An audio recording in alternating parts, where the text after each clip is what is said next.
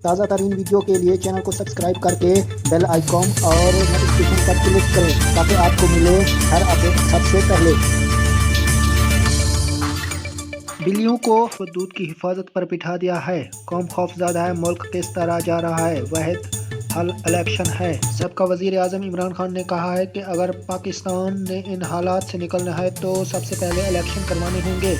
Election से माशियत में इस्तेकाम आएगा।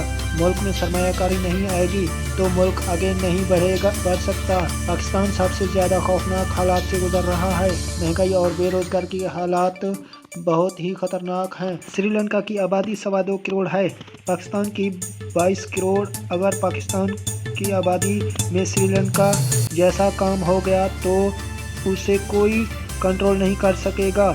जब मज़ीद महंगाई होगी तो ये मुल्क इंतशार की तरफ जाएगा। शहबाज शरीफ और इसहाक डार पूरी तरह एक्सपेंस हुए हैं।